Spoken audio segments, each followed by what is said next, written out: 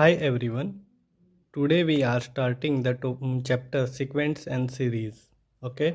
Question है अपने पास if 1/1 की पावर 4 प्लस 1/2 की पावर 4 प्लस 1/3 की power 4 plus as so on till infinity is equal to pi की पावर 4 डिवाइड बाई 90 1/1 की पावर 4 प्लस 1/3 की पावर 4 प्लस 1/5 की power 4 plus as so on till infinity is equal to alpha. और एक है अपने पास 1/2 की पावर 4 प्लस 1/4 की पावर 4 प्लस 1/6 की power 4 plus as on till infinity is equal to beta. Then हमसे पूछा है अल्फ़ा अपॉन बीटा की वैल्यू क्या होगी। ठीक है, 4 ऑप्शंस अपने को दे रखे हैं। तो देखो फर्स्ट ऑफ ऑल जो ये अपने पास सीरीज़ दे रखे हैं ना, इसको मैं एक काम करता हूँ, इसको मैं मान लेता हूँ फर्स्ट इक्वेशन। ठीक है, और इसको मैं मान लेता हूँ सेकंड इक्वेशन, और इसको मैंने मान लिया थर्ड इक्वेशन। ठीक है, अब आप देखो मैं एक काम करता हूँ, पहले जो थर्ड वाली सीरीज़ है ना इसको लिख लेता हूँ। देखो क्या दे रखी है 1/2 की पावर 4, ठीक है, प्लस 1/4 की पावर 4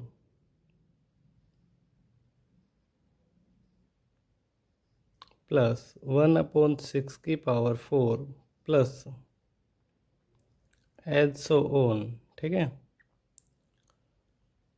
टिल इन्फिनिटी इसकी वैल्यू दे रखी है बीटा। ठीक है, ये मैंने थर्ड इक्वेशन से, ठीक है, तो ये हमने थर्ड इक्वेशन से लिख लिया। ठीक है, अब एक काम करते हैं। ठीक है, यहाँ से आप एक काम करो, क्या 1/2 की पावर 4 को कॉमन ले लो। ठीक है, तो देखो ये क्या बचेगा 1/1 की पावर 4 प्लस 1/2 की पावर 4 प्लस 1/3 की power 4 plus as so on. ठीक है, till infinity is equal to beta. ठीक है, अब इस चीज़ को ध्यान से देखो, क्या कि फ्रॉम इक्वेशन फर्स्ट है ना, फ्रॉम इक्वेशन फर्स्ट से मैं इसे क्या लिख सकता हूँ 1/2 की पावर 4। ठीक है, और इसको हम लिख सकते हैं, देखो यहाँ से 1/1 की पावर 4 प्लस 1/2 की पावर 4 प्लस 1/3 की पावर 4 प्लस एज ऑन और इन्फिनिटी तक। ठीक है, देखो सेम ही है बिल्कुल, है ना। तो इसको हम क्या लिख सकते हैं, पाई की power 4 divide by 90 is equal to beta, है ना। यानी कि हमारे पास क्या आ गया, बीटा की वैल्यू आ गई। ठीक है, कितनी आ गई, बीटा आ गया अपने पास पाई की पावर 4 डिवाइड बाई 2 की पावर 4 को मैंने 16 लिख दिया, डिवाइड में 90, ये मेरे पास बीटा आ गया। ठीक है, अब अल्फ़ा और निकालना है। अल्फ़ा आते ही फिर हम इन दोनों को डिवाइड करेंगे तो हमसे अल्फ़ा और अल्फ़ा डिवाइड बाई बीटा की वैल्यू आ जाएगी, है ना। ठीक है, ओके, उसके लिए देखो क्या करते हैं, हमने थर्ड इक्वेशन का तो यूज़ कर लिया है ना। अभी क्या करते हैं, हाँ आप एक एक काम करते हैं। ठीक है, क्या, ठीक है, आप एक काम करते हैं, सेकंड और थर्ड इक्वेशन को आप ऐड कर लो। ठीक है, एडिंग इक्वेशन 2 एंड थर्ड। ठीक है, आप इन दोनों को ऐड करो, देखो हमें क्या मिलेगा 1/1 की पावर 4 प्लस 1/2 की पावर 4 प्लस 1/3 की पावर 4 प्लस, ठीक है, 1/4 की पावर 4 प्लस। ठीक है, इन दोनों इक्वेशन को देखो ऐड कर दिया हमने। ठीक है, और as so on till infinity is equal to क्या आ जाएगा अपने पास, अल्फा प्लस बीटा। ठीक है, अब देखो ये तो फिर से फर्स्ट इक्वेशंस वाली सीरीज बन गई, है ना। आप देखो फर्स्ट इक्वेशन बिल्कुल सेम है। ठीक है, यानी कि इसको हम क्या लिख सकते हैं, पाई की power 4 divide by 90 is equal to alpha plus beta. ये हम लिख लेते हैं कि फ्रॉम इक्वेशन 1। ठीक है, अब आप देखो बीटा की वैल्यू हमने ऑलरेडी कैलकुलेट कर ली, यहाँ पे रख देते हैं, अल्फा आ जाएगा, that is pi by 4 divide by 90, okay, minus beta is equal to alpha. Alpha अपने पास कितना आ जाएगा, पाई बाई 4 की power pi by 4 divide by 90 minus beta अपने पास कितना है, पाई की power 4 divide by 16 multiply 90 is equal to alpha. Take pi की पावर 4 एज कॉमन, है ना, यहाँ पे एलसीएम हम लेंगे तो ये कितना आ जाएगा 16 मल्टीप्लाई 90, राइट। और यहाँ पे कितना आ जाएगा 16 माइनस 1, ठीक है, is equal to alpha. Alpha की वैल्यू अपने पास कितनी आ गई, अल्फ़ा आ गया पाई की पावर 4 मल्टीप्लाई 15 और डिवाइड में 16 मल्टीप्लाई 90, ये मेरे पास आ गया अल्फ़ा की वैल्यू, ठीक है।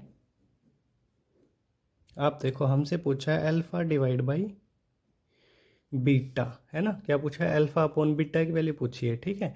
सो आप देखो क्या कि देखो ये जो अल्फ़ा की वैल्यू आई है ना, यहीं से देखो आप, है ना, क्या देखो, इसको मैं लिख सकता हूँ पाई की पावर 4 डिवाइड बाई 16 मल्टीप्लाई 90, और इसको मैंने अलग लिख लिया 15 इज इक्वल टू अल्फ़ा है मेरे पास, है ना, इस चीज़ को ऐसे लिख लिया। और आप देखो ध्यान से ये किसकी वैल्यू है, ये तो बीटा की वैल्यू है, देखो मैच करके, है ना। तो ये क्या आ जाएगा मेरे पास, beta multiply 15 is equal to alpha, right.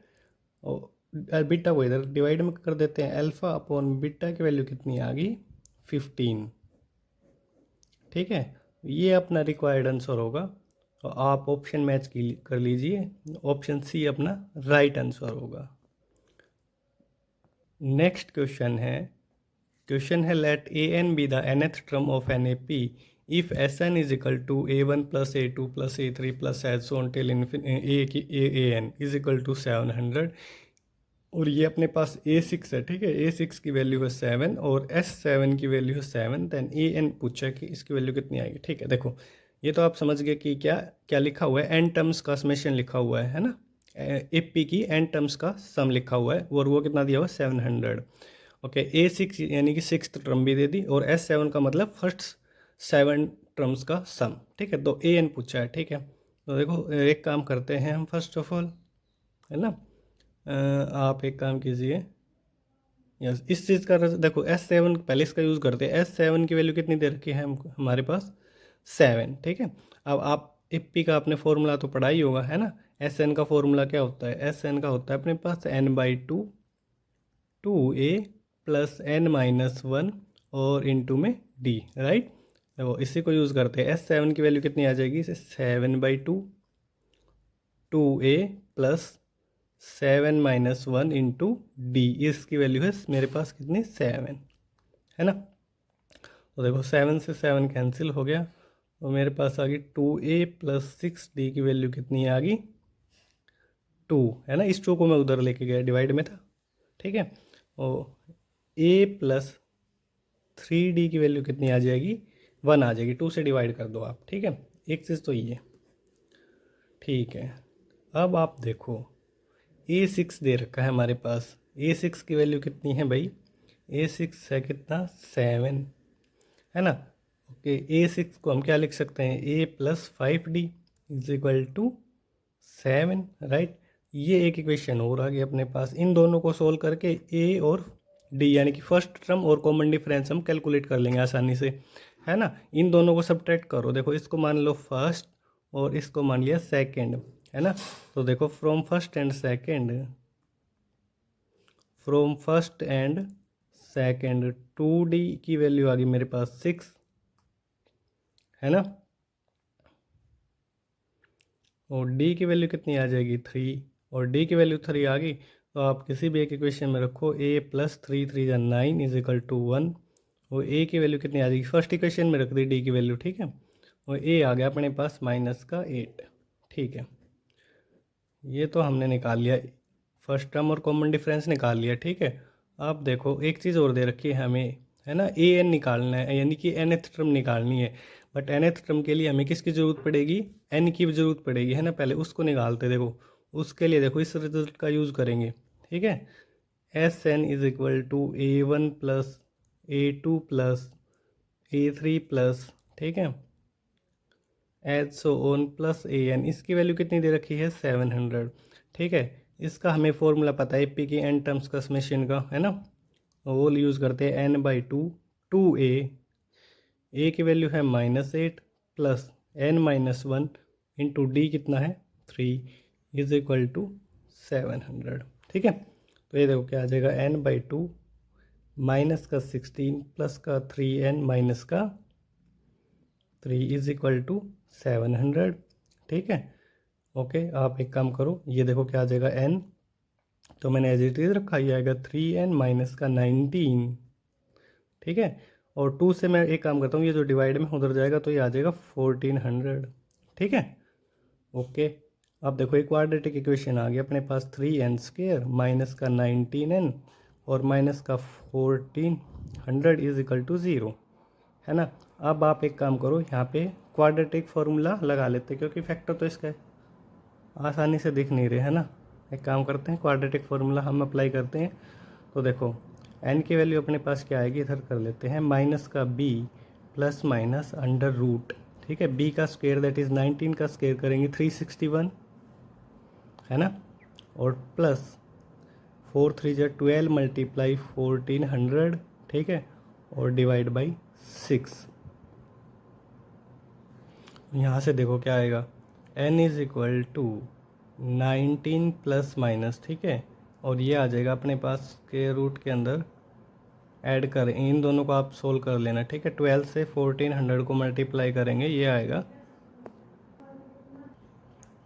361 plus ये आएगा अपने पास, मल्टीप्लाई करेंगे तो 16800। ठीक है, और डिवाइड बाई 6, तो यहाँ से ये आ जाएगा n 19 plus minus square root के अंदर आएगा ये 17161 डिवाइड बाई 6।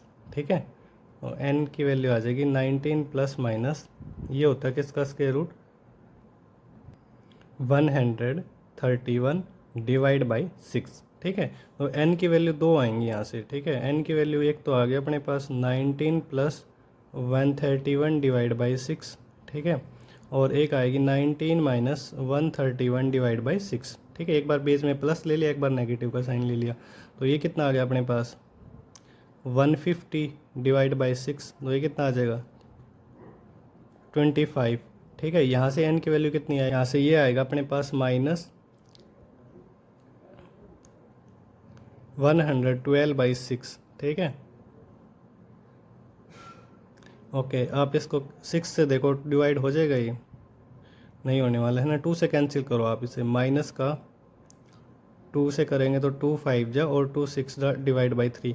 बट आप एक बात बताओ, n की वैल्यू आई है -56/3, but as we know n अपना क्या होना चाहिए, एक पॉजिटिव इंटीजर होना चाहिए, पॉजिटिव इंटीजर, बट ये तो नहीं आ रहा, है ना। और यहाँ से ये वैल्यू रिजेक्ट कर देंगे हम, n की वैल्यू ये वाली एक्सेप्ट करेंगे। ठीक है, ये वाली n की वैल्यू हम रिजेक्ट कर देंगे, क्योंकि n क्या नहीं है यहाँ पे, पॉजिटिव इंटीजर नहीं है। तो n आ गया अपने पास कितना 25। अब देखो क्वेश्चन में क्या पूछा था, nth टर्म पूछी थी, तो nth टर्म कैसे निकालेंगे हम, a plus n minus 1 into D, है ना। अब a अपने पास कितना आया था माइनस का 8 प्लस n कितना है आया है 25 माइनस 1, और d की वैल्यू अपनी कितनी थी 3। आप इसको सिंप्लीफाई कीजिए, -8 प्लस ये आएगा 72, 25 में से 1 गया 24, 3 जा 72, है ना, तो ये आ जाएगा 64। तो 64 that is option D is the right answer.